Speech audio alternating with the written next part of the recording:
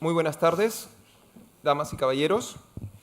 Bienvenidos a la quinta edición de la simulación de las Naciones Unidas de la Universidad de Deusto. En el día de hoy me complace presentarles a la señora profesora doctora doña Joana Brisqueta, quien es profesora titular de la Universidad de Deusto y directora del Departamento de Derecho Transnacional, pero sobre todo ha sido profesora de muchos de ustedes aquí presentes. Pues nada, es un placer, Joana, tenerte entre nosotros. Bienvenida y gracias por estar aquí.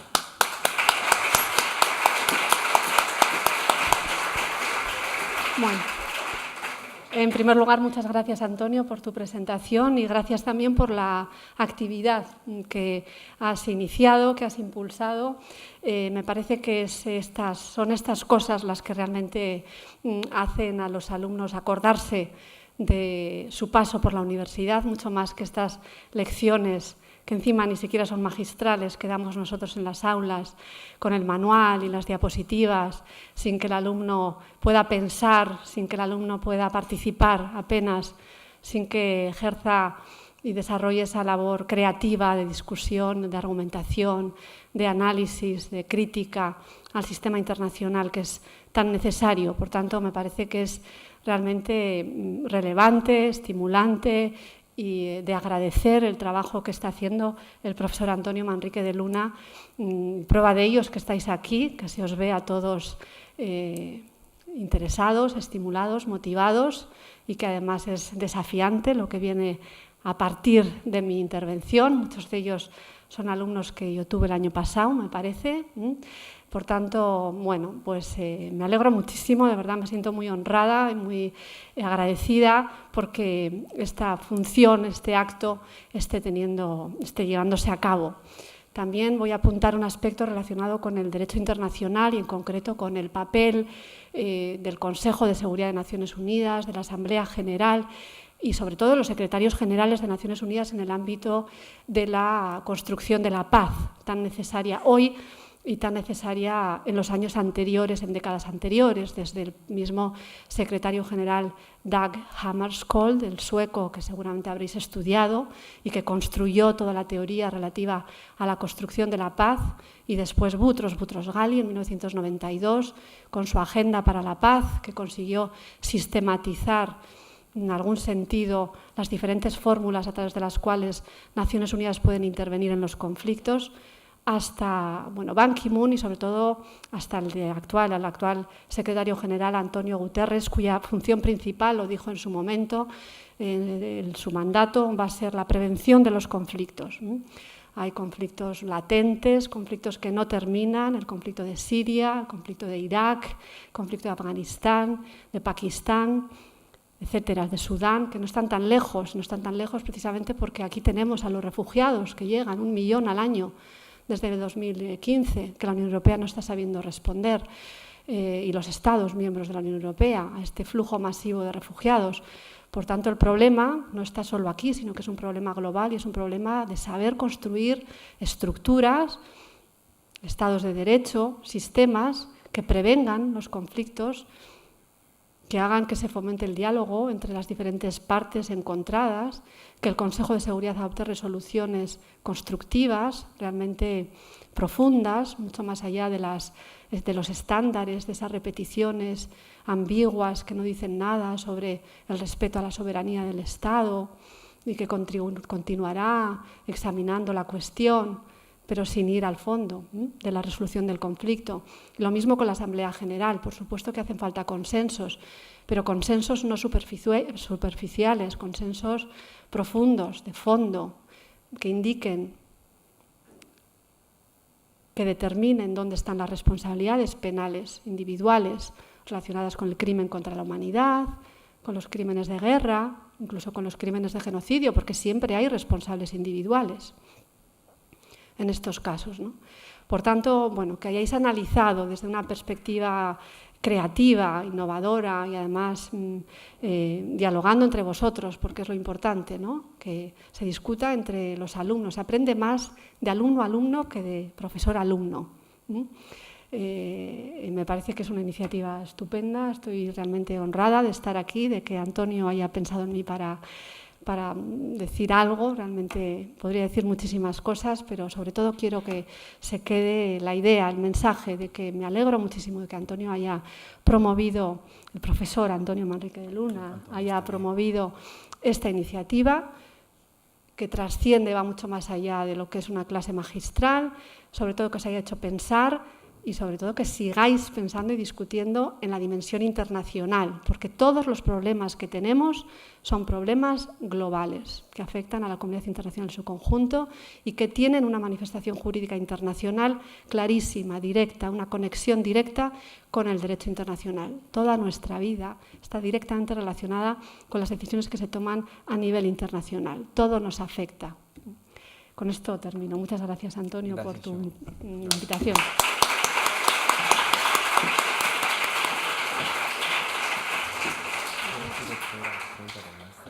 Sí.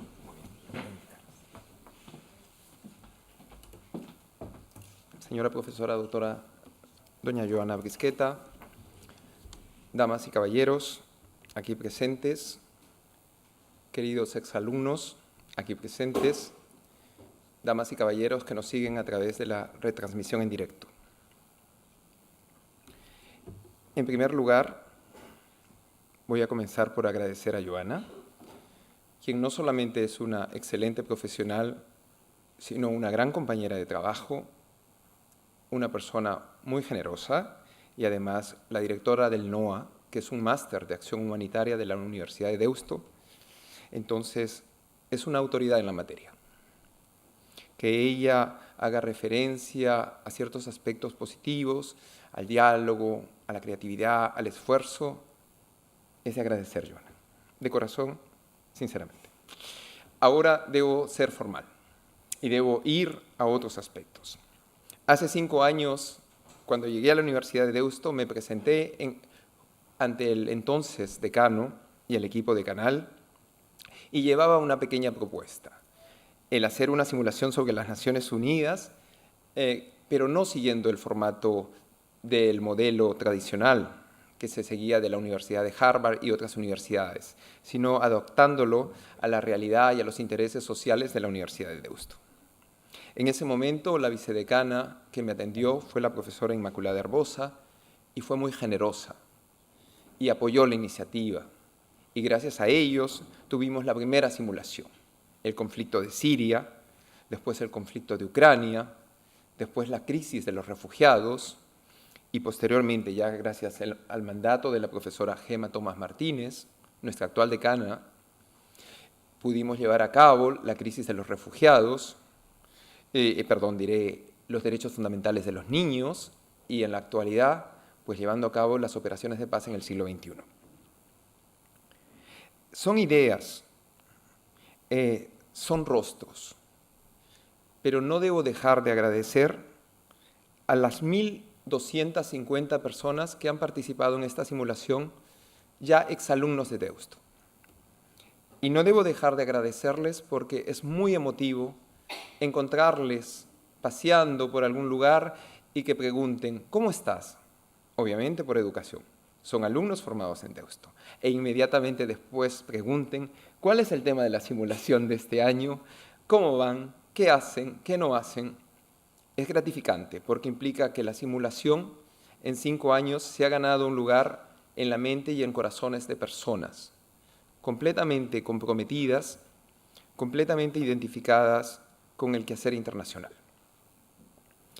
En el 2017 hemos presentado a un grupo humano maravilloso y generoso una propuesta para trabajar las operaciones de paz, porque ha coincidido con la 72ª sesión plenaria de la Asamblea General de las Naciones Unidas, su preocupación por la Alianza para la Paz, su preocupación por las violaciones sexuales en los contextos de operaciones de paz y su preocupación por la controversia de larga data entre soberanía y deber de proteger. Y ha coincidido, casualmente no, ha sido planificado para que siempre en Deusto estemos analizando realidades y escenarios que se dan en el momento preciso, en el contexto preciso. Quiero indicar que los señores embajadores y las señoras embajadoras aquí presentes han realizado un trabajo muy arduo que este año hemos querido evidenciar a través de los medios. La Universidad de Deusto, por primera vez, ha brindado una cooperación que ha desbordado todo límite y todo entusiasmo. Siempre es así, pero esta vez ha sido excesivamente desbordante y quiero recalcarlo y quiero agradecerlo. Debo agradecer al Gabinete de Relaciones Institucionales por sus carteles, su cooperación, su donación. Debo agradecer al Gabinete de Comunicación por su cariño, por su lealtad y por su cooperación. Debo agradecer al Decanato de Derecho y a todas las personas que elaboran por su vinculación. Debo agradecer a nuestra universidad por permitir que la simulación sea lo que es. Pero ella, nada sería sin ustedes, la generación del 2017, y nada sería sin las 1000 personas que les antecedieron en el tiempo.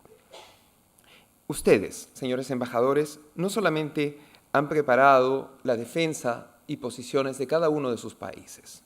Para ello han estudiado historia, economía, política, geografía, un poco de derecho internacional público, relaciones internacionales de cada uno de los países que les ha tocado representar. Sino también hemos querido romper el esquema de una formación clásica y hemos ido en innovación. Vosotros habéis preparado carteles innovativos con sistemas QR y diferentes modalidades. Algunos más procesados, otros realizados con la simpleza, pero con la importancia que fueron hechos desde el corazón y por las manos de cada uno de ustedes. Las salas de la biblioteca jamás se habían visto tan abarrotadas por mis alumnos, estoy hablando a título personal, como han tomado prestadas las salas de trabajo grupales, la pecera de derecho. Es un orgullo, es un placer como profesor. Y creo que la profesora Brisqueta comparte eso porque ella también es una profesora, y muchísimos, todos, entusiasta, que le gusta esta interacción entre alumno y profesor. Y, nada, los resultados se verán en el tiempo, pero hemos incorporado algo más. Ustedes han ido a los medios, han tuiteado, han hecho peticiones en change.org, han hecho imágenes en Instagram, en Facebook, en YouTube, en diferentes medios.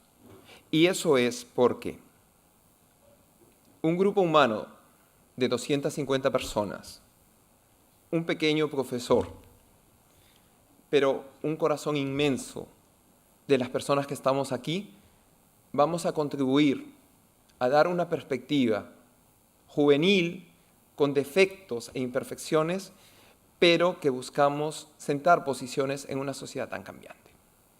No voy a monopolizar, solamente agradezco a todos, absolutamente todos, desde el personal de limpieza hasta el personal de más alta jerarquía de la universidad.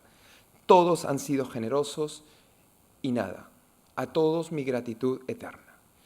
Si Dios lo permite, porque nunca se sabe qué pasará, el próximo año trabajaremos un tema que preocupa mucho a Europa y al mundo.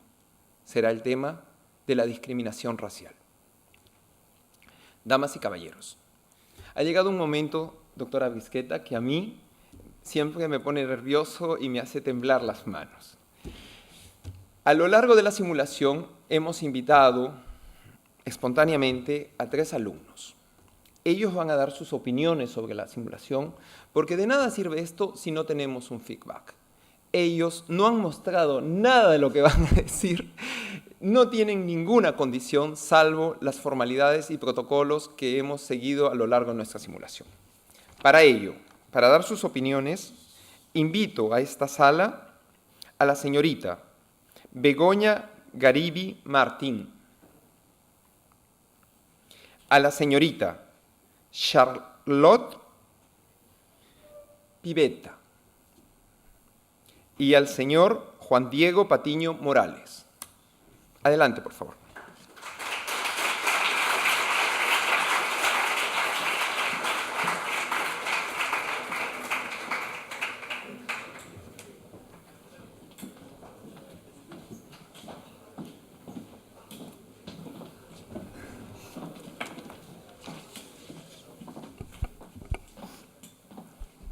Bueno, yo voy a ser breve, pero conciso. Buenas tardes. Ha sido para nosotros un honor participar en esta simulación en la que no solo hemos aprendido las cuestiones técnicas, sino que también hemos trabajado la posibilidad de poner en práctica competencias como son la cooperación, el trabajo en equipo, el liderazgo, la creatividad, etc. Quiero dar las gracias también a todos mis compañeros por el trabajo realizado y el esfuerzo que evidentemente se ha visto reflejado en el resultado final. Y, por otra parte, es importante hacer mención a la Facultad de Derecho y a la Universidad de Deusto en su conjunto, ya que sin su permiso no hubiese sido posible llevar a cabo este proyecto. Y, por último, agradecer al profesor Antonio Manrique de Luna por su empeño y dedicación, por ser para nosotros un guía e involucrarse tanto, y, en definitiva, por hacer posible que esta actividad se haya convertido en una experiencia tan enriquecedora. Muchas gracias. Gracias, profesor.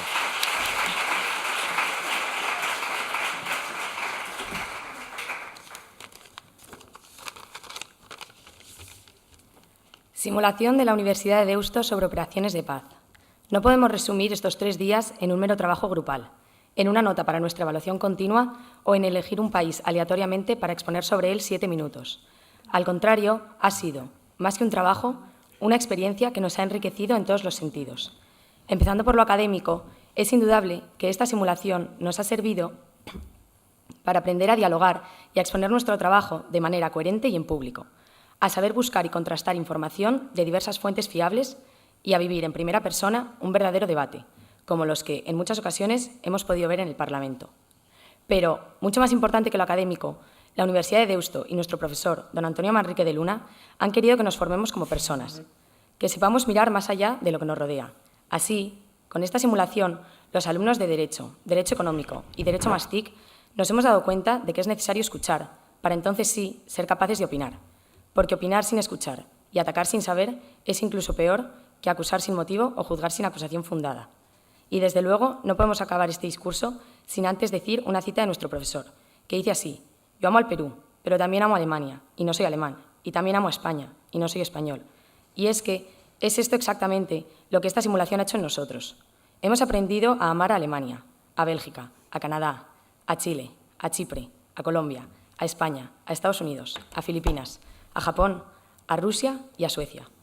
Hemos aprendido a amar a todos estos países sin ser provenientes de ellos, porque gracias a la información que cada uno de los representantes nos ha proporcionado, hemos descubierto que todos los países tienen políticas de paz maravillosas, valores increíbles y cosas que podríamos imitar. Pero mucho más importante que todo esto anterior, no solamente hemos conseguido amar a estos países en concreto trabajados, sino que hemos conseguido tener la preparación, las ganas y la voluntad abierta de estudiar y amar cualquier otra cultura, y no solo las estudiadas aquí.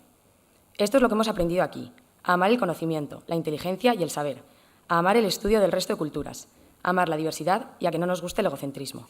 Por todo eso, estamos orgullosos de poder decir que hemos asistido durante estos 3 días a la simulación de la Universidad de Deusto sobre operaciones de paz, porque gracias a ella nos hemos hecho un poco más humanos, que no es lo mismo que un poco más personas. Por ello, gracias. Gracias, Universidad de Deusto, por proporcionarnos los materiales y las aulas para preparar esta simulación. Gracias, Antonio, por hacernos ver que la violencia y el odio no llevan a ninguna parte y que somos nosotros el cambio que queremos ver en el mundo. Y, por supuesto, gracias, representantes y embajadores, por enseñarnos a todos que de pequeñas cosas se hacen proyectos increíbles.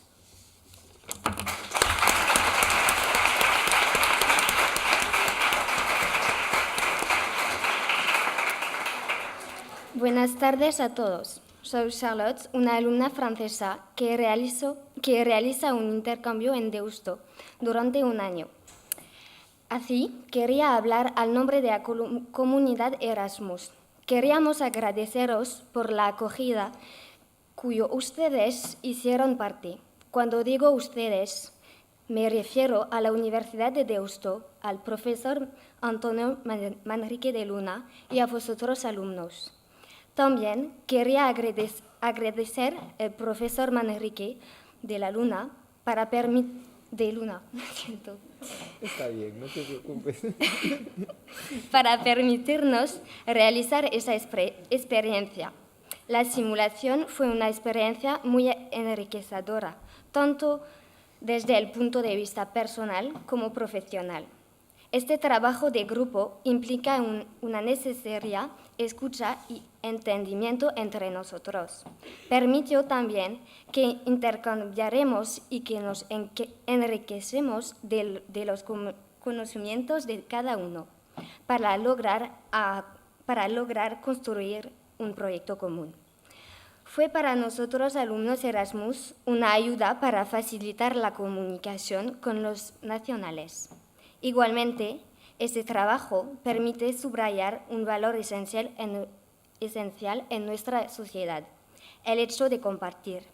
Además, la simulación nos aporta conocimientos sobre el funcionamiento de las Naciones Unidas y de manera lúdica y pedagógica, y nos permite desarrollar nuestra cultura sin que tengamos la impresión de hacerlo.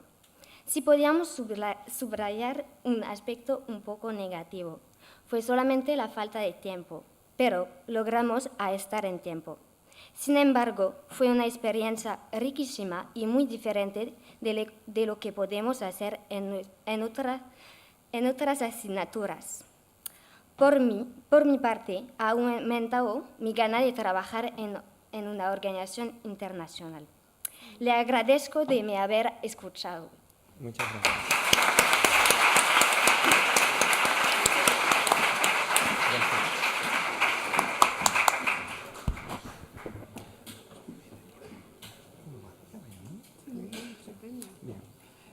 Damas y caballeros, antes de escuchar la lectura de nuestra resolución, vamos a oír una pequeña pieza musical de don Ludovico Einaudi, quien es un pianista italiano y que ha hecho esta composición como una crítica de todo el proceso en el Ártico, donde también puede haber un foco o un escenario de conflicto a futuro.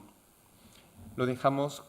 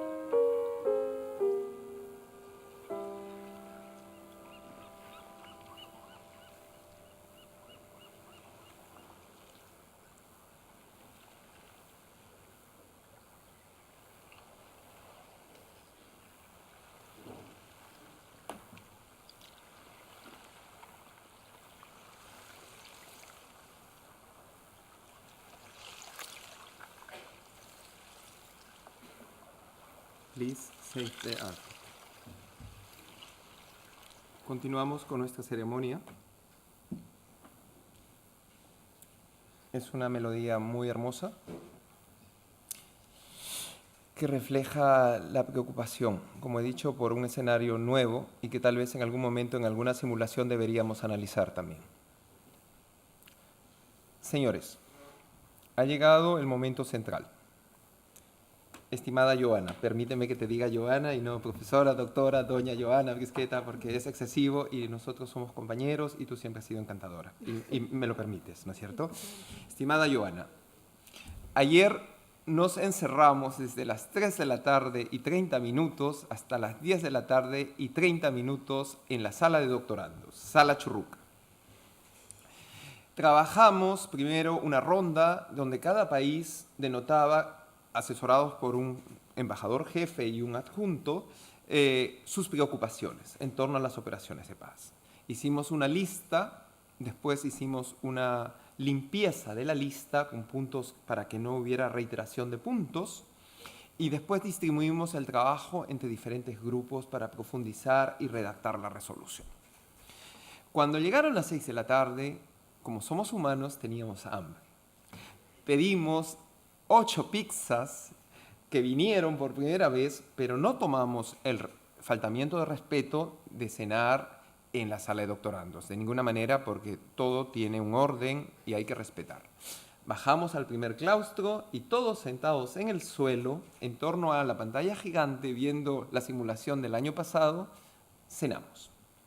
Después de cenar, retomamos nuestras actividades de trabajo y todos nos fuimos muy enfadados y disgustados porque no terminábamos de encontrar la perfección que cada uno de nosotros tenía en nuestros corazones.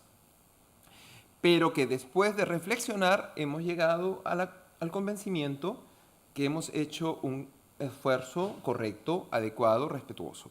Y yo como profesor me siento contento. Obviamente no será una resolución perfecta, pero sí es una resolución que entorna mucho esfuerzo, mucha dedicación, mucho trabajo y sobre todo ganas de introducirse en todo este mundo, como ha dicho la señorita Charlotte, de las organizaciones internacionales y, ¿por qué no?, en tener entre nosotros futuros embajadores españoles, europeos o futuros funcionarios de prestigiosas organizaciones internacionales.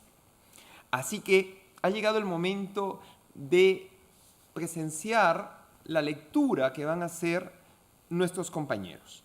Para ello, invito por favor al señor Miguel Arias Fernández.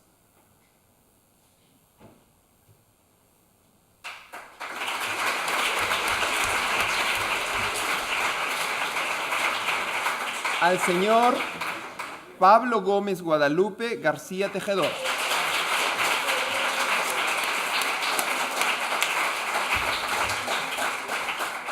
Y a la señorita Nuria Calvet Magriño.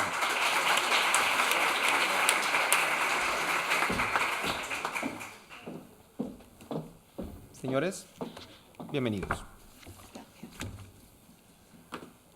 Buenas tardes, damas y caballeros y señor presidente de la Asamblea General de las Naciones Unidas.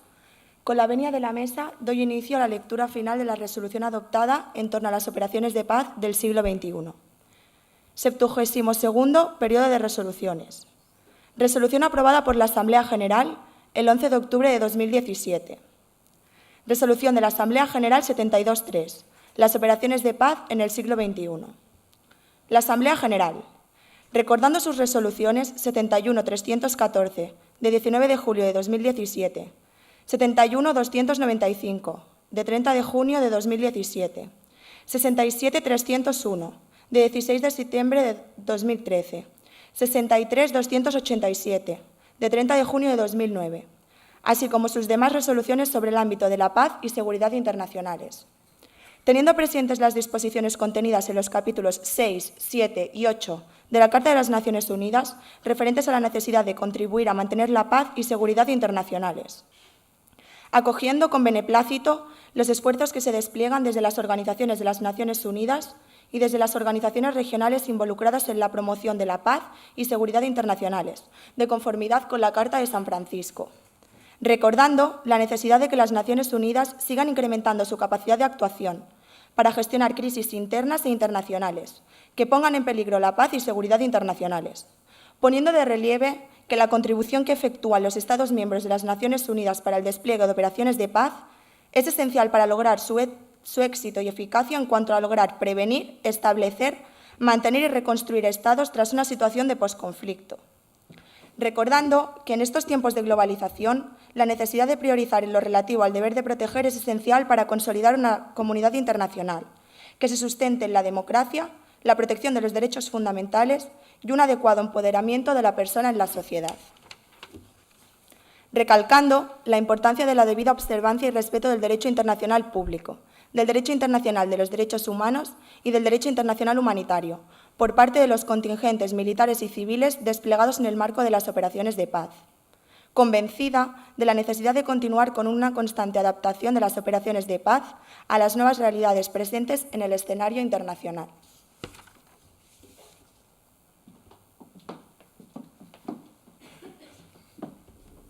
Primero, resalta la necesidad de que las operaciones de paz de nueva generación continúen trabajando para garantizar la democracia y restablecer la plena vigencia de los derechos fundamentales en aquellos lugares en los que han sido vulnerados. Segundo, exhorta la cooperación vertical entre la Organización de las Naciones Unidas y las organizaciones internacionales de carácter regional, según lo establecido en el capítulo 8 de la Carta de San Francisco.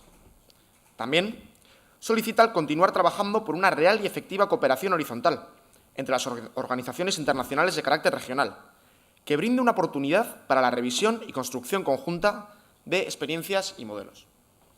Tercero, reitera la necesidad de que las operaciones de paz sean llevadas a cabo de manera compatible con los principios de igualdad soberana de todos los Estados, buena fe, arreglo pacífico de las controversias, prohibición de la amenaza o del uso de la fuerza, entre otros.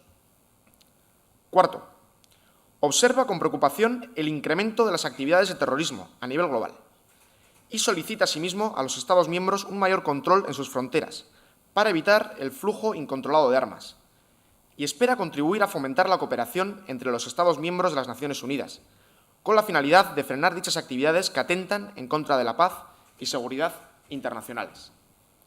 Quinto, solicita a los Estados miembros de la Organización de las Naciones Unidas la búsqueda de una solución multilateral a problemas transfronterizos, como el tráfico de drogas, el tráfico de armas, entre otros, en la medida que son instrumentalizados como mecanismos para financiar asociaciones ilícitas que atentan contra los derechos humanos y, sobre todo, en cuanto al hecho de que contribuyen a desestabilizar países y regiones. Sexto, observa con satisfacción los esfuerzos desplegados para incrementar las negociaciones multilaterales que puedan contribuir al desarme nuclear, en la medida que busquen una solución integral, inclusiva, interactiva y constructiva frente a esa grave amenaza para la paz y seguridad internacionales. Séptimo, recuerda y reafirma que, en caso de persecución, toda persona tiene derecho a buscar asilo y a disfrutar de él en cualquier país. En tal sentido, solicitamos a los Estados miembros que desarrollen una política acorde a los requerimientos que se van presentando en la comunidad internacional.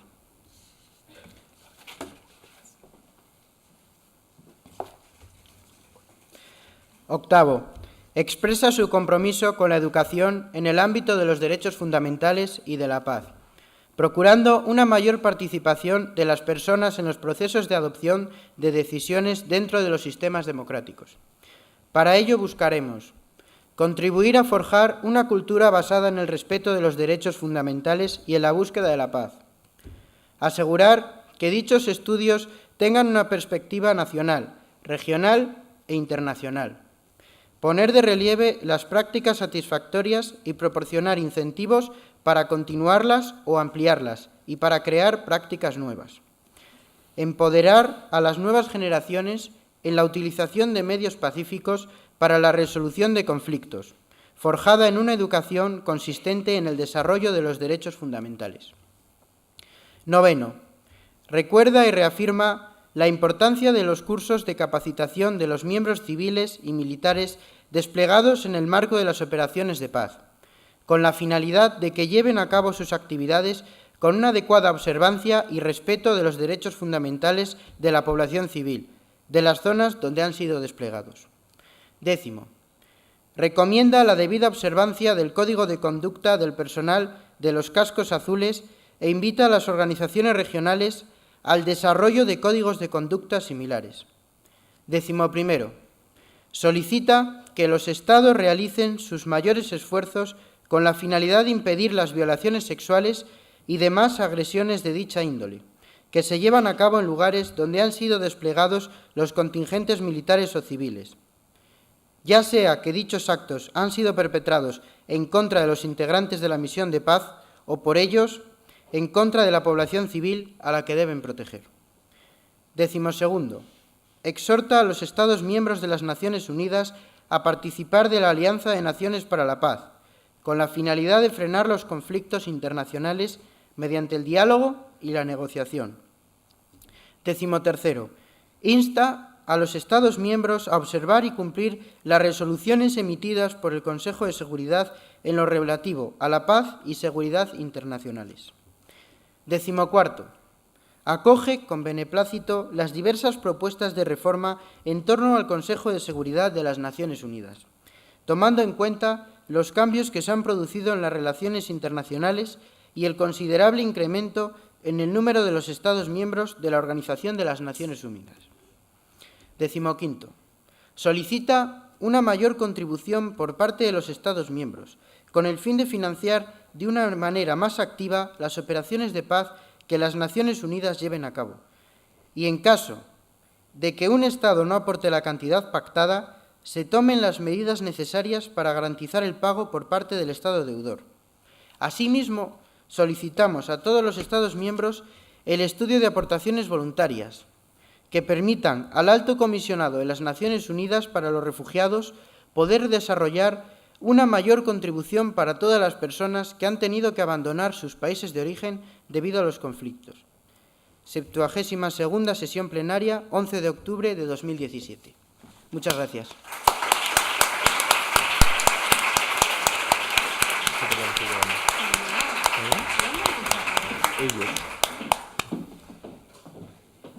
¿Sí? Voy a citar a la profesora Abrisqueta, ¿puedo? Le pregunto, estimada Joana, ¿qué te parece? Y me dice, muy bien, muy bien.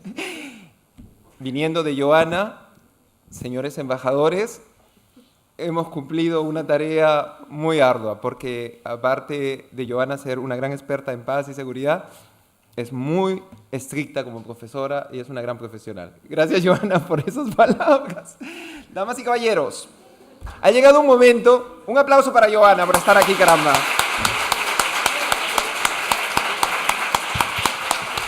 ¿Quieres decir algo? Sí, por favor. Bueno, voy a corregirle a Antonio. La verdad no he dicho muy bien, he dicho fenomenal. Sí.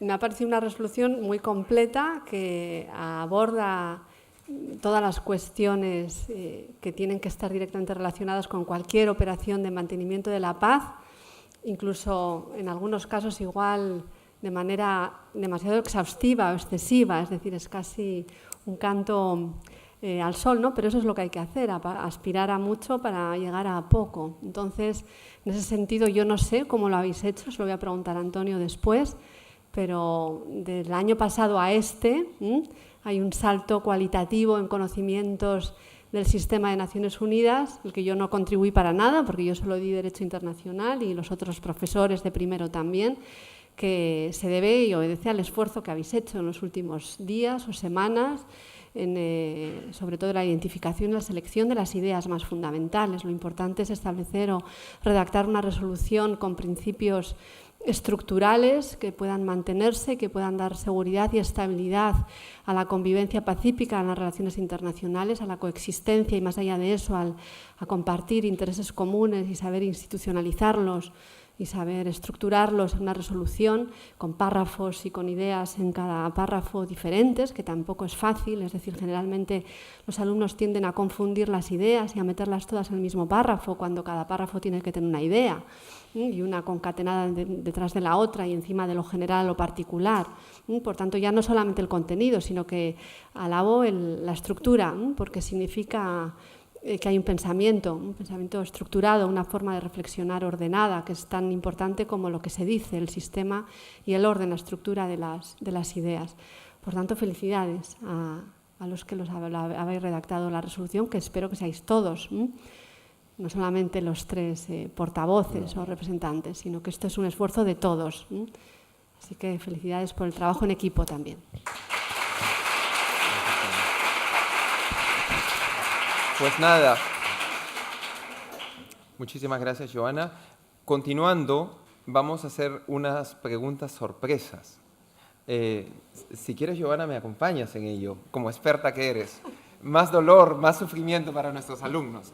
¿Vamos, Joana? Sí. Por favor. No lleves tu cartera, ven. Es como un ping-pong de preguntas. Invitamos a Alemania, por favor. Alemania.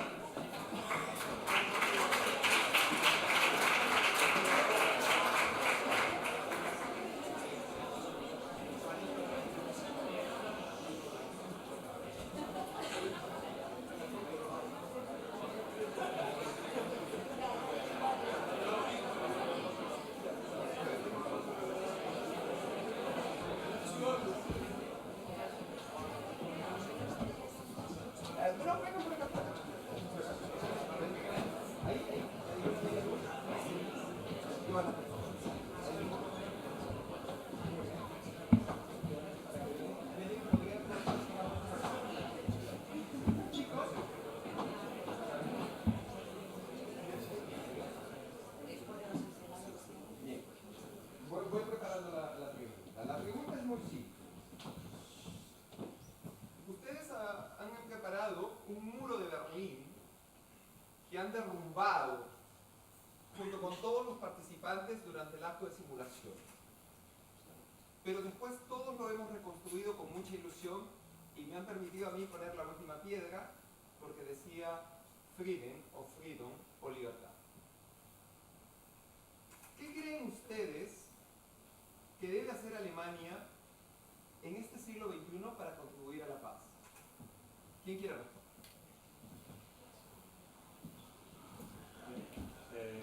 Yo creo que lo que Alemania debería seguir haciendo es seguir financiando.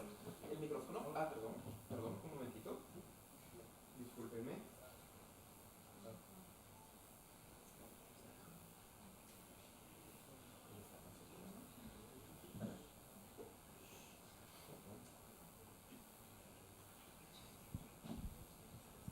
Ahora sí. Ahora sí. Señor, discúlpenme. Bien, no hay problema. Lo que Alemania debería seguir haciendo, lo que ha llevado haciendo desde 1989 y lo que debería seguir haciendo, es financiar todas y cada una de las operaciones de paz que la ONU lleva a cabo. Continuar financiando, pues como sabréis, Alemania no tiene un ejército muy amplio. El ejército de Alemania ha ido disminuyendo año tras año porque Alemania aboga por una financiación económica más que una financiación militar, debido a que quiere acabar completamente con absolutamente toda la violencia en el mundo. Y es por ello que no aboga por tropas, aboga por una financiación de capital. Es por ello que Alemania es el cuarto país que más capital aporta a la ONU. Y lo que debería seguir haciendo es financiar todas y cada una de las operaciones de paz, ya sea en África, ya sea en Somalia, ya sea en cualquier lado. Y continuar con la Agenda 2030, que aboga por unas misiones en África para acabar con la pobreza y garantizar el derecho fundamental de agua a absolutamente todas las personas. Muchas gracias. Señor embajador de Alemania. Un momentito, por favor. Doctora Brisqueta, ¿quiere usted preguntar algo? Sí, por favor, la doctora Brisqueta que va a preguntar a Alemania. Con relación al conflicto sirio, ¿cuál es la posición de Alemania en este momento? ¿Son partidarios de una intervención en el conflicto a través de una fuerza multinacional, de una operación de paz? ¿O prefieren que el conflicto se perpetúe o que sea el propio Consejo de Seguridad el que decida y ustedes abstenerse? No, Alemania aboga por una participación completa. Es más, quiere acabar con... participa únicamente para acabar con todas las armas que lleva Siria consigo mismo. Es decir, Alemania participó en la destrucción de armas químicas de Siria hace un año y va a continuar participando para acabar con cualquier tipo de violencia en el mundo. Así que no, Alemania no se va a quedar al margen en ningún momento. Quiere participar en cualquier instancia. Muchas gracias. Muchas gracias. Muy bien. Invitamos a la delegación de Bélgica.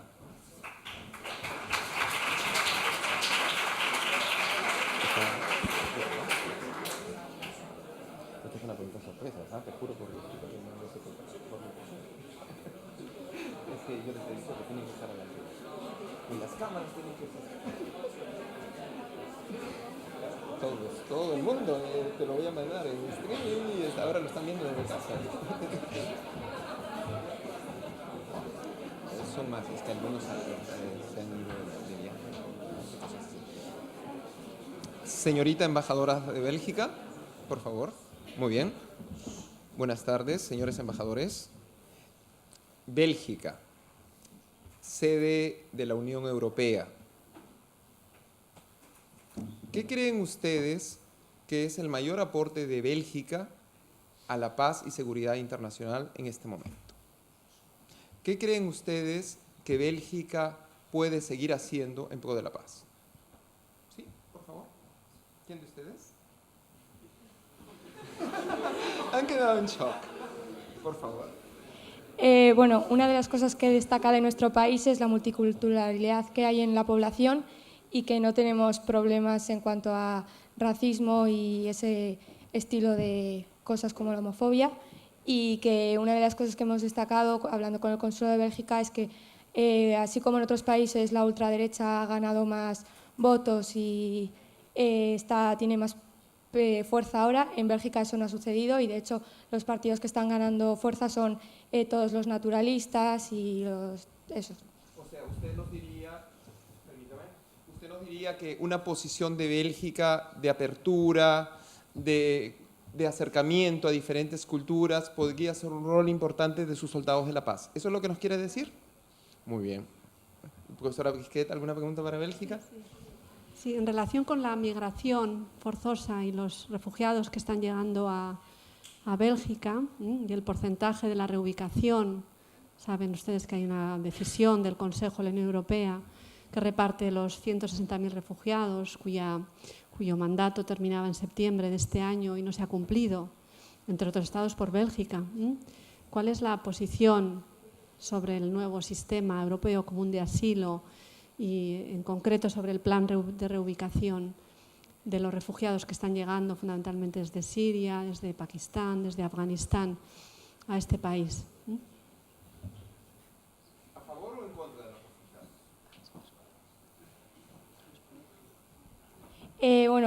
Una de las cosas que ha sucedido en Bélgica es que el atentado que hubo en Bruselas hace poco, Bélgica siempre ha tenido una visión como muy positiva hacia los inmigrantes y a la gente que viene de fuera y siempre se cree que no va a pasar nada malo con todo este tema, igual que nos comentó la cónsul que había mucho tráfico de armas porque se creía que eso no significaba nada malo y al haber habido este atentado pilló pues, de sorpresa a toda la población y eso sí que produjo un pequeño cambio en la forma de pensar, ya que pues, ellos creían que habían abierto las puertas a la gente y que después pues, se les había pagado de esta manera.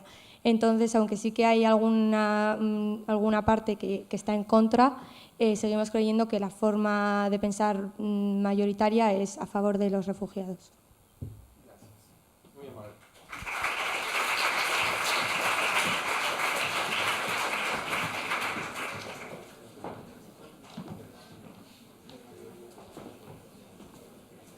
Bien. Invitamos a continuación a Chile, por favor.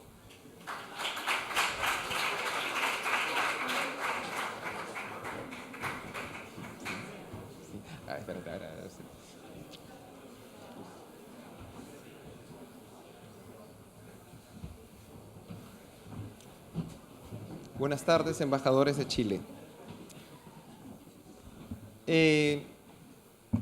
Hace unos años atrás tuve la oportunidad de estar en Santiago de Chile y ver un centro de formación en ámbito de la paz para civiles y militares que ustedes han desarrollado. Tomando en cuenta esto, la pregunta para vosotros sería, ¿cómo Chile podría contribuir a la paz y estabilidad en el continente americano? Teniendo en cuenta a una Colombia que quiere construir su paz definitiva y a una Venezuela que tiene muchos conflictos internos y que le crean que la desestabilizan. porque sabemos que la paz y las operaciones de paz no solamente es desplegar militares, sino también civiles, y buscar y contribuir a la democratización de áreas. ¿Qué creen ustedes que puede hacer Chile por el resto del continente americano para estabilizarlo? Señorita. Bueno, como bien usted ha dicho, Chile posee un centro conjunto para operaciones de paz, en el cual, bueno, su principal misión es preparar y entrenar a fuerzas armadas de orden y seguridad pública, pero también a civiles que puedan participar en esas operaciones de paz.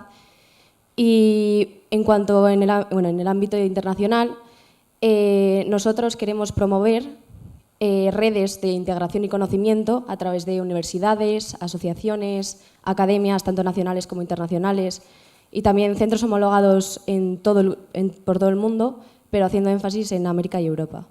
Muy bien, en temas de paz y derechos humanos. Sí. Muy bien, muchísimas gracias. Doctora Ortega. Muy bien. Gracias, Chile.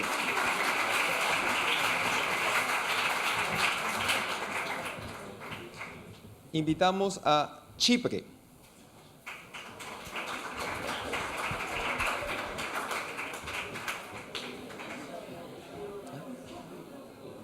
Ya voy con Canadá, no te preocupes.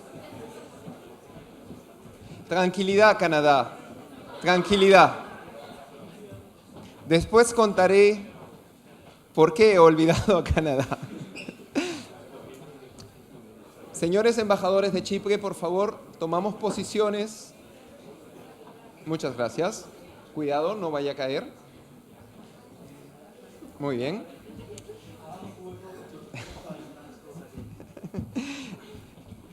Chipre nos sorprendió en la simulación y en la exposición de carteles. Chipre apareció con una cuna, con un pequeño animalito cubierto por la bandera de Chipre y una serie de como pendientes que colgaban de esa cuna que mostraban diferentes imágenes. Sorprendió por la ternura y lo raro del mensaje. Pero después Chipre supo defender su posición y dijo: queremos algo para los niños de Chipre. Chipre no tiene paz. Chipre está dividida. ¿Qué quiere usted para los niños chipriotas de su país? Bueno, nosotros para los niños chipriotas de nuestro país lo único que deseamos es la paz en una República de Chipre unida, y para ello lo que deseamos es formar un futuro, una paz perduradera, y que para eso nosotros consideramos que la base principal ha de ser la educación de los niños. Pero luego nos dimos cuenta de que realmente no vale solo con educar a los niños, pues también los adultos, los más jóvenes, los no tan jóvenes, los ancianos, han de ser un ejemplo de todos esos principios que queremos que los niños aprendan. Pues no vale solo la escolarización, pues también la sociedad ha de representar esos valores, por lo que queremos apostar porque implementar tanto en los niños, que es importante porque es el futuro suyo, pero tenemos que pensar que nosotros también, en medida de lo posible, vamos a formar parte de ese futuro y tenemos que darles un presente para que ellos puedan reflejar ese presente y mejorarlo para el futuro. Y por eso ahora mismo tenemos que decir, a diferencia de lo que dijimos al principio en el debate, que debemos hacer un ejercicio de reflexión y mirarnos al espejo y pensar si somos ejemplos para esos niños y si representamos los valores por los que luchamos. Muchas gracias, Chipre. Doctora. Ustedes saben que su vecino, el país griego, Grecia, está recibiendo a cientos de miles de refugiados casi diariamente.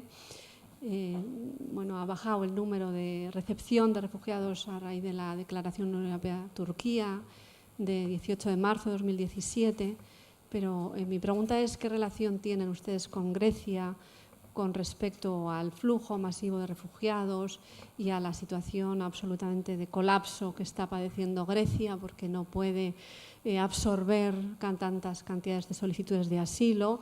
Siendo un país vecino, quizás se puede plantear algún tipo de colaboración. Bueno, además de ser un país vecino, debemos aceptar que tomamos una cultura similar. Por eso existe la separación que la dice de turco-chipriotas y greco-chipriotas. Y debido a, en parte de ser un país cercano, somos un país también cercano a la zona de conflicto, por lo que estamos totalmente abiertos a ayudar en la medida de lo que nos sea posible al flujo y a la recepción de refugiados. Luego también primero intentaríamos normalizar la situación, porque aún nosotros vivimos una situación donde tanto zona de lo que llamaríamos grecochipriotas y turcochipriotas, hay gente que desea desplazarse, estamos luchando y estamos intentando lograr desplazamientos de una forma normalizada y por ello ya queremos también ayudar, porque es una situación que no se puede permitir, porque ellos también son parte del futuro por el que queremos luchar. Muchas gracias. Gracias, Chipre. Por favor.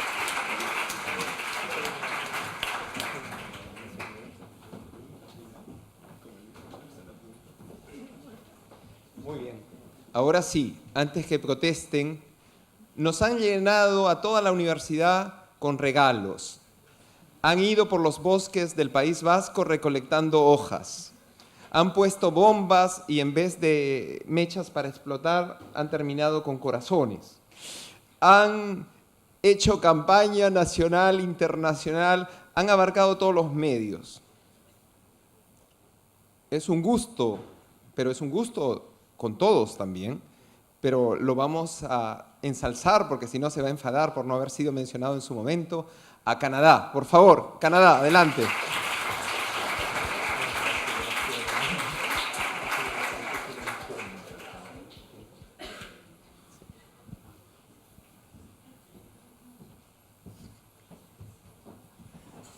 Muy bien.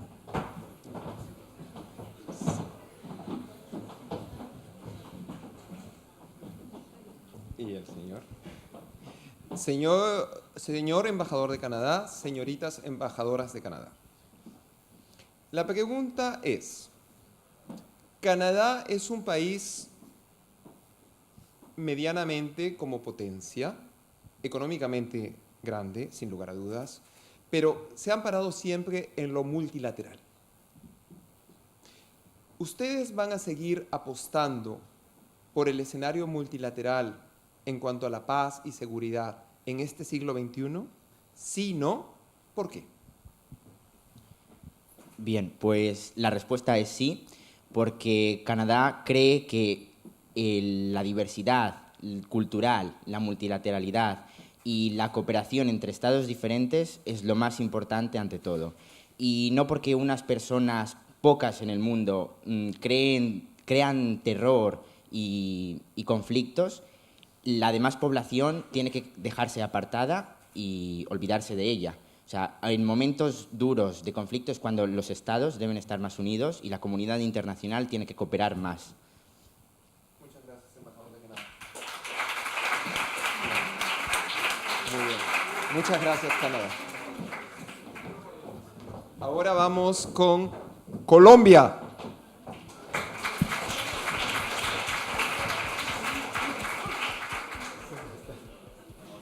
Colombia.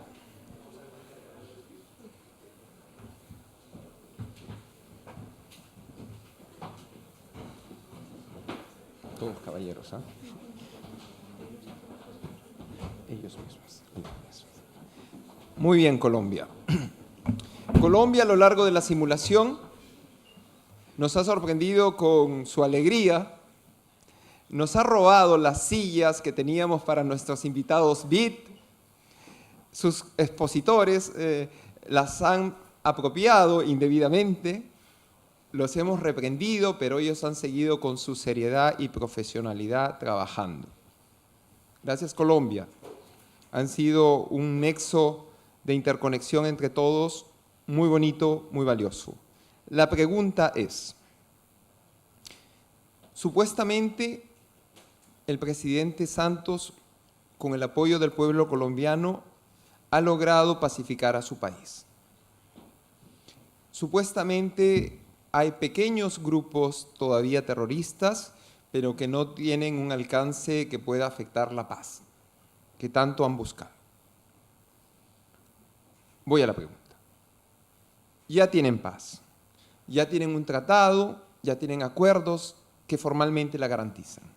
¿Y ahora qué esperamos de Colombia? Bueno, en primer lugar, decir que Colombia ha tenido problemas internos, entonces lo primero ha sido tratar de solventar esos problemas internos que hemos tenido, como todos sabréis, con el tema de las FARC, y en primer lugar sería tratar de terminar de solventar el acuerdo con el gobierno de las FARC. De hecho, Estados Unidos nos acaba de nos acaba de prometer que va a financiar con 450 millones de euros para que el plan Paz Colombia siga adelante y el acuerdo no se interrumpa. Y en segundo lugar, en el ámbito más, ya para llevarlo al ámbito internacional, pues seguir colaborando con las organizaciones regionales para que los tratados inconclusos pues no se interrumpan. Muchas gracias, señor. Profesora Vizqueta. Gracias, señor.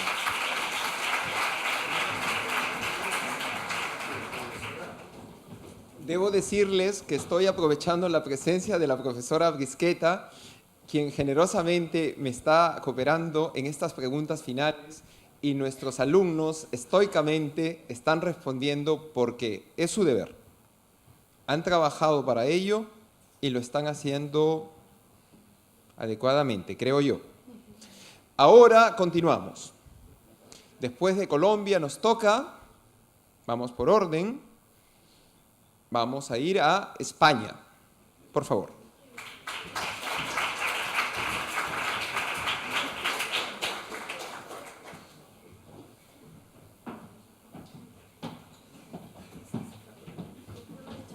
Ah, no, así. Muy bien. Vamos. La pregunta para España es muy simple. España tiene un gran prestigio internacional en cuanto a sus operaciones de paz. Y vosotros sois muy queridos en el escenario internacional y son de las fuerzas de pacificación que menos anticuerpos generan en los lugares en donde se despliegan. En términos generales es así. Pueden haber alguna que otra excepción. ¿A qué cree usted que se debe ese éxito de España en sus operaciones de paz, en que sean tan respetados, tanto dentro de la Unión como a nivel internacional?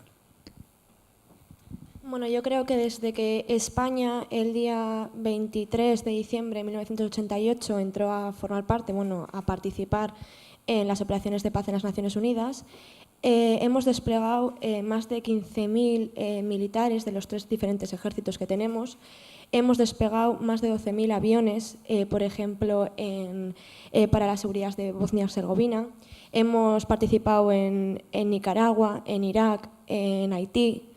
Y todo ello contando con un ejército bien dotado, contando con un ejército que tiene unos valores tremendos e inmensos en cuanto a la paz, cosa que fue progresando después de la Guerra Fría. Y lo más importante yo creo que es que todos los países o todos los lugares donde hemos participado, donde hemos estado ayudando, nos citan o nos mencionan en muy buen lugar por la forma en la que actuamos. Muchas gracias. Profesora Vizqueta.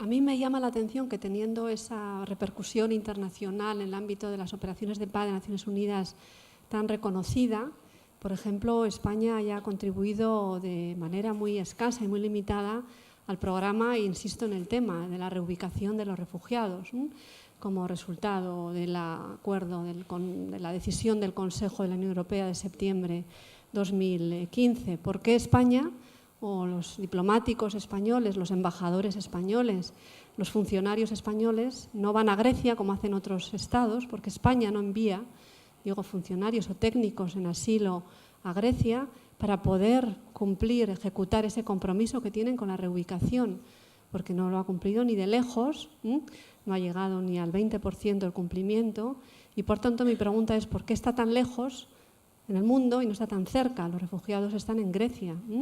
Por tanto, lo que llama la atención en los campos de refugiados de Grecia, lo dicen los mismos griegos y los mismos voluntarios españoles, que hay muchísimos voluntarios españoles en los campos en Grecia, es que quienes no están son los representantes del Estado español para hacer cumplir esa decisión de reubicación y, por tanto, para alojar a los refugiados solicitantes de asilo en nuestro país. ¿Por qué no están en Grecia?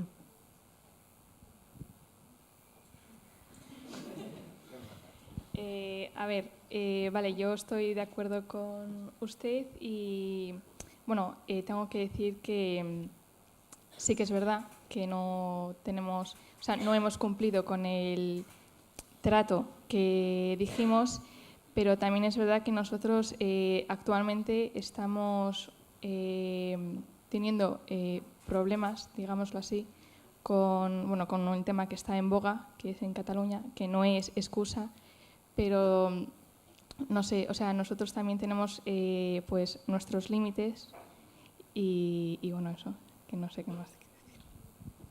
Yo creo que estamos participando en muchísimos países y en diferentes sectores, en diferentes problemas. Unos objetivos a futuro sería participar en Grecia para ayudar en lo que nos acabas de comentar. A día de hoy no hemos llegado a ello, pero uno de los objetivos claros, después de que consigamos llevar a cabo o solucionar en otros países la problemática que hay, seguro que iremos a ello. Muchas gracias, embajadora.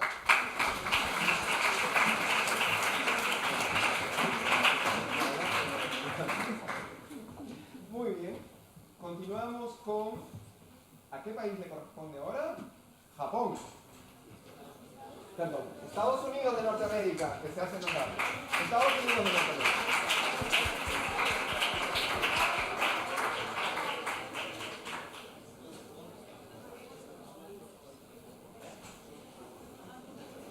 ¿Estados Unidos de Norteamérica? ¿Quién me viene? Japón. Bueno, un aplauso para Japón, por favor.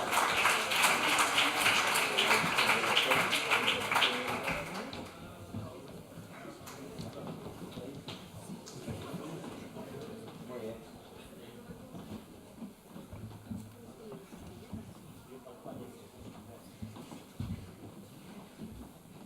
Muy bien. Señores embajadores de Japón, ustedes nos han sorprendido con un cartel tecnológico. Ustedes nos han sorprendido con los avances informáticos a lo largo de la historia de la humanidad. La pregunta es, ¿por qué ustedes tardaron tanto tiempo en reformar su constitución para empezar a participar en operaciones de paz? ¿Por qué Japón tardó tanto en involucrarse en la protección de los derechos fundamentales de la democracia en el escenario internacional? Sí, bueno, es una buena pregunta. Lo primero es decir que Japón lleva participando en las operaciones de paz, no enviando soldados, pero sí financiando. De hecho, es el tercer Estado que más financia a las operaciones de paz de las Naciones Unidas. Y bueno, o sea, tiene una constitución bastante rígida que es muy difícil de cambiar. Y bueno, el artículo 9 de nuestra Constitución pues no nos permitía tener ejército propio, que poder utilizarlo solo para autodefensa de Japón. Debido a eso, pues no hemos podido hasta hace muy poco reformar la Constitución y así poder enviar soldados. Pero eso era porque teníamos una Constitución que no la creamos nosotros, sino que nos fue impuesta tras la Segunda Guerra Mundial y bueno, eso es. O sea. Gracias, señor embajador de Japón.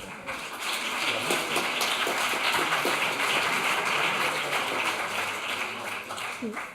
Dada la proximidad geográfica con Corea del Norte, mi pregunta es cuál es la posición de Japón respecto a la controversia sobre el uso de las armas nucleares, fundamentalmente entre Estados Unidos y Corea del Norte.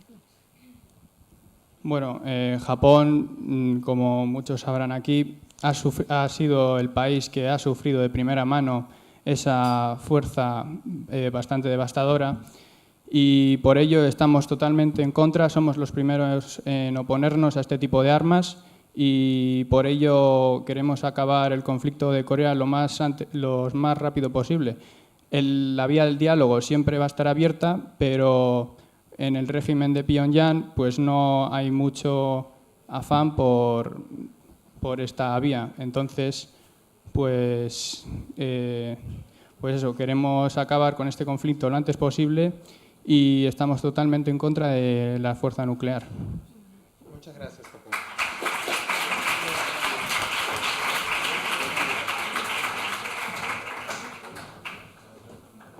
Muy bien, ahora sí, por favor, los Estados Unidos de Norteamérica.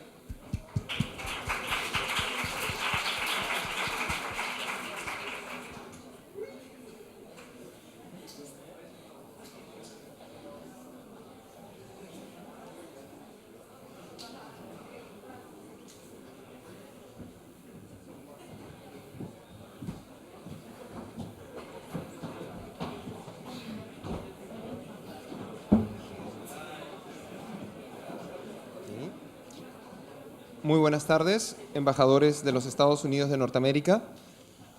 La pregunta es muy sencilla.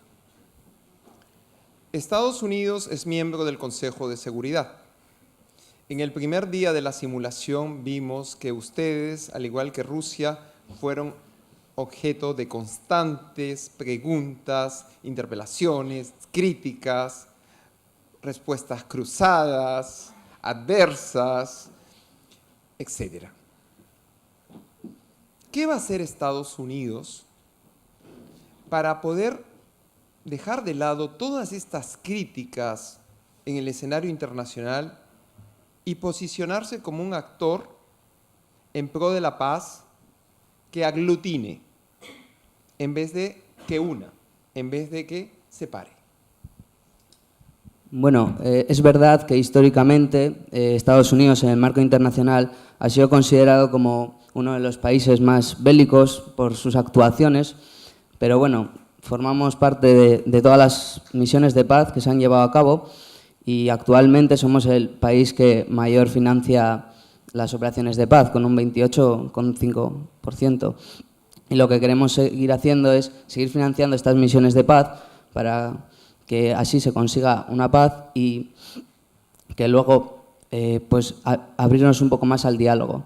Nuestro presidente, es verdad que, por ejemplo, con el tema de Corea, dijo que su intención era destruir el país, pero a finales del mes de septiembre nuestro secretario general comunicó en una asamblea de las Naciones Unidas que íbamos a estudiar un poco también cómo dialogar con el régimen de Corea del Norte, con el Kim Jong-un, y a ver si nos salía un poco más rentable, porque también hemos visto que la violencia y la fuerza no lleva siempre a arreglar las soluciones y creemos que con el diálogo también podemos conseguir la paz. Gracias. Muchas gracias, Estados Unidos. Ahora invitamos a otro país que también fue duramente criticado, duramente cuestionado, que durante el primer día de la simulación llamó muchas veces a Moscú, defendió con hidalguía su posición, implicó mociones de reclamo de Chile pidiendo que por favor los temas bilaterales se discutieran en otro escenario y no en un foro multilateral como era la Asamblea General, implicó que Chipre se levantara y también protestara, pidiera que se centrara la agenda y se respetara lo pactado entre los países, etc. Damas y caballeros, invitamos a la Federación de Rusia.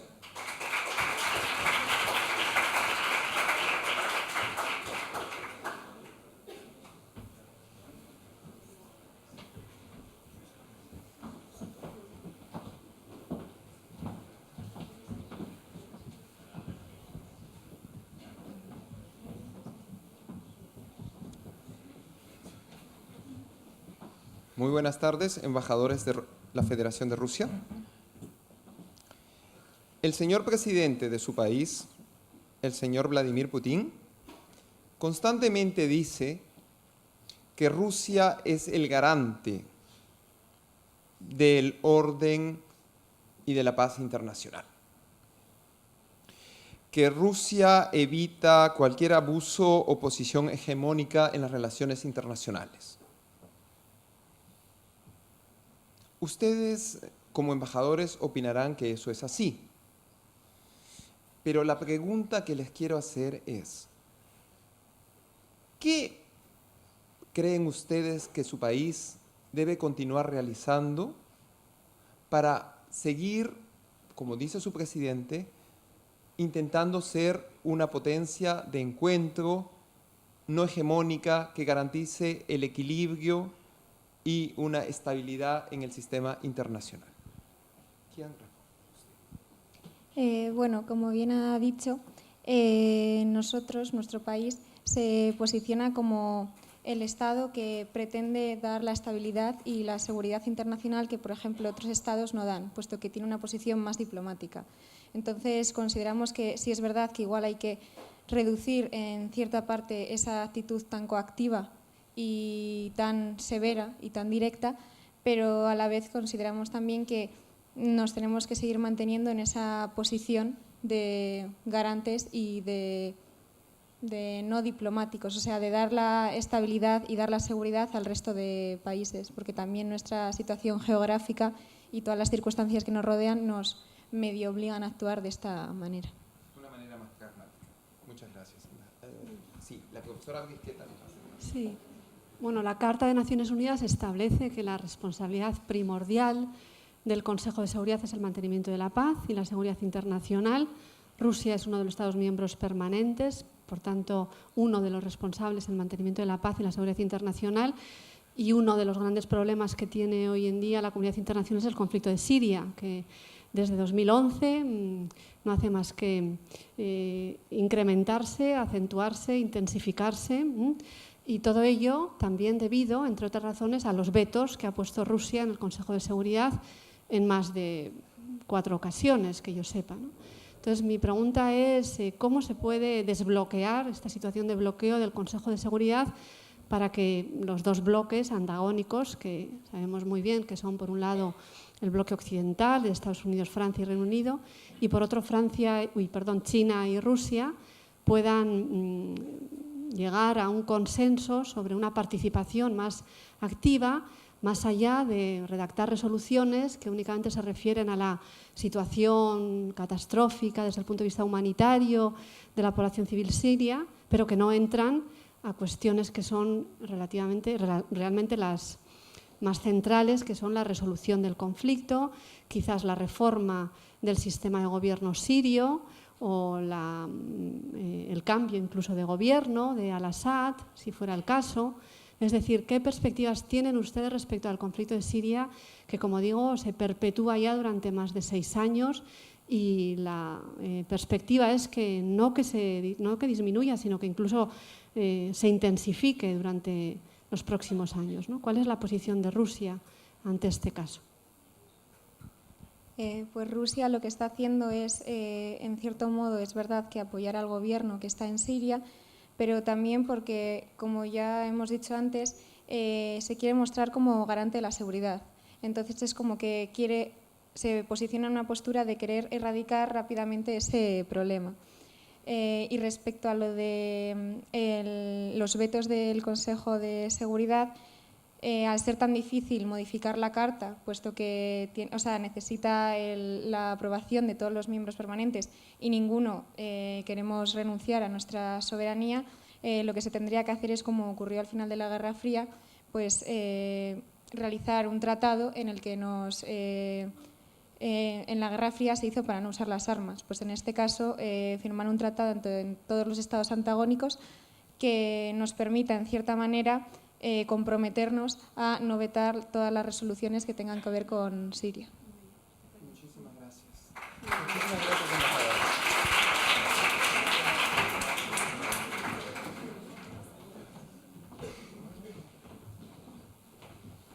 A ver, ¿qué países nos quedan? Filipinas, ¿qué otro? Suecia, ¿alguno más? No. Pues nada, es un placer invitar a Filipinas, por favor.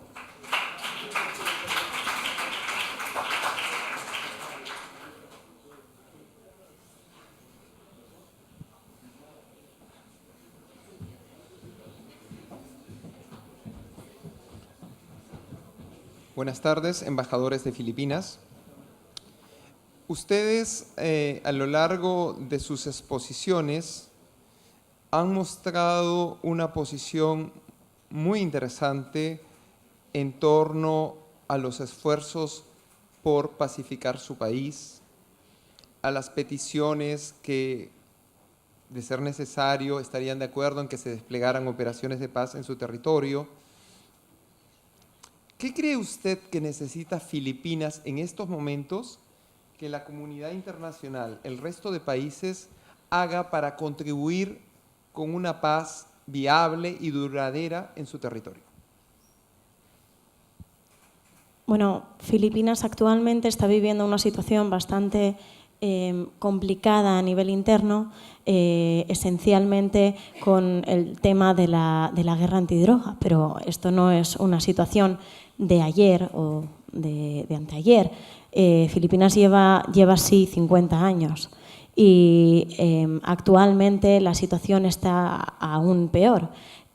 Lo que Filipinas desea y actualmente está ocurriendo es que la sociedad internacional está empezando a darse cuenta de nuestra situación y está empezando a mandar observadores, gente que puede empezar a hacer algo por nuestro país, y creo que lo que hace falta es que la sociedad internacional se dé cuenta de que Filipinas es un gran ejemplo de perseverancia, de esfuerzo, de superación y de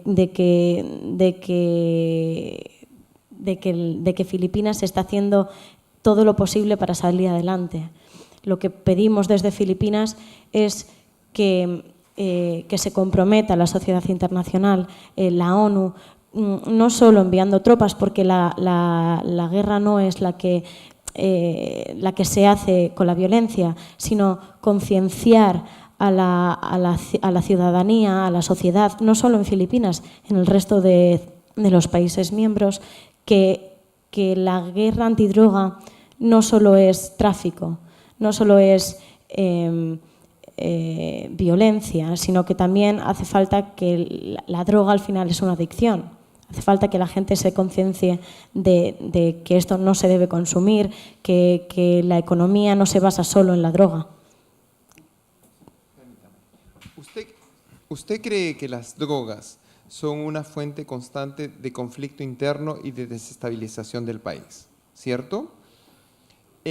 Solo la política que usted crea que es más importante que se está haciendo en este momento en Filipinas para combatir este problema de desestabilización interna. Sí, ¿alguna política que usted quiera decir, alguna medida, algún lineamiento que les venga al recuerdo en sus análisis, algo que se está haciendo desde su gobierno, desde su estado para frenar esto? ¿Sí? Se está procediendo al enjuiciamiento de todos aquellos culpables de haber sido encontrados con drogas o de moverla por el país y demás, porque la verdad es que no podemos permitir que se siga dando la imagen de que en Filipinas la droga corre como el viento. No. Lo que se está haciendo es buscar a los culpables, ofrecerles un juicio justo y actuar en consecuencia de los resultados.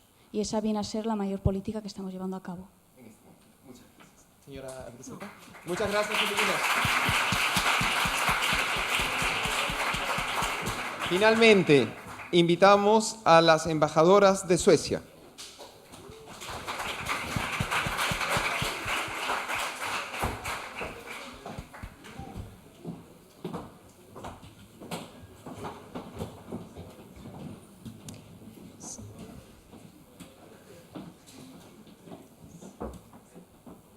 Señoras embajadoras de Suecia, la pregunta para vosotras va relacionada con algo que ustedes promocionaron en su cartel, en la exposición Urban Art plus Derecho Internacional y en la exposición de sus blogs, donde contenían la interrelación con Twitter, Facebook, Instagram, Change.org y todos los medios que ustedes han usado para difundir vuestra política.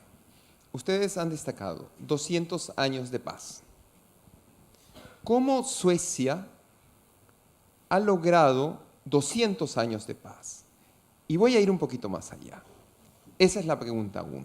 Y la pregunta 2 sería, ¿qué siente Suecia cuando su espacio aéreo es vulnerado por aviones de otros países? y ponen en peligro esos 200 años de paz. Vale, bien. Respecto a la primera pregunta, los 200 años de paz los hemos logrado gracias a uno de los valores más importantes del Reino de Suecia, que es la neutralidad. Neutralidad que se pone en manifiesto ya desde la Segunda Guerra Mundial, en conflicto en el cual se mantuvo neutral. Pero esta neutralidad no le exime de involucrarse en los diversos conflictos de hoy en día, como es la crisis de los refugiados, en los que Suecia ha acogido ya a 150.000 refugiados desde que inició la crisis, y el conflicto de Corea del Norte, en el que ha sido mediador entre países en conflicto, como son Estados Unidos y Corea del Norte. Además, nos reafirmamos en la importancia de las Naciones Unidas como medida de pacificación para alcanzar un mantenimiento de la paz. Y respecto a la segunda pregunta, en conexión con lo que acabo de decir, creemos en la importancia de las Naciones Unidas como intermediario entre los aviones que por así decirlo, nos invaden, y creemos también en las medidas del derecho internacional público para regular un espacio suficiente como para que estas medidas no se vuelvan a repetir. Muchas gracias, Suecia. Profesora Meseta. Muchísimas gracias, Suecia.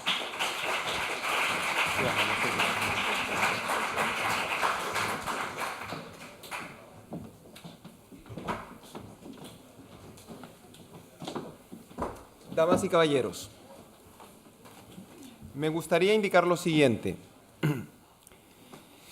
Esta ronda de preguntas finales es una innovación que introducimos en la cuarta edición, y este año le hemos aumentado un margen de complejidad. Una, no han sido preparadas, pero dos, hemos tenido a la doctora Brisqueta junto a mí para garantizar aún más que no había ninguna preparación. Y creo que el que se haya estudiado historia, política, economía, geografía, derecho, relaciones internacionales, por cada uno de los equipos en torno al país que representaban, ha podido evidenciar la manera tan airosa como han defendido. Ahora, seguiremos trabajando. Hay muchas propuestas. Por ejemplo, el crear un taller de redacción en temas internacionales, el crear un taller de liderazgo que reúna a los jefes de cada grupo de simulación, el seguir ampliando nuestra simulación, en donde no solamente sea el rol de la Asamblea General, sino ampliar a nuestra casa de estudios y que sea también el ECOSOC, que trabaje temas económicos a través de la Deusto Business School, ¿por qué no? El Consejo de Seguridad a través de la Facultad de Ciencias Sociales, en fin, ampliar, compartir con nuestros compañeros de San Sebastián. Estos son muchos proyectos que van a ir en la medida que personas como Joana y otras autoridades así lo valoren, lo analicen y den su visto bueno. Creo que la simulación no ha puesto un punto final. Creo que estamos en 5 años, pero todavía no hemos llegado a máximos que podríamos. Y he olvidado decir que fue un placer y un honor tener a alumnos de la Universidad de Loyola, Andalucía, junto con nosotros en las simulaciones de años pasados. Y seguiremos en las futuras invitando a otras universidades de la Compañía de Jesús, a otras universidades españolas y a vuestras universidades, mis estimados alumnos internacionales y Erasmus, ¿por qué no también? Lideradas por ustedes, porque esta es su casa. Como siempre digo, si tengo la venia de la profesora Brisqueta, me gustaría dar por concluida esta sesión, sin antes decirles que Dios les bendiga, muchas gracias, y a los que no creen, que toda la energía y fuerza universal les dé un extraordinario puente y fin de semana que bien merecido se lo tienen. Muchas gracias por todo.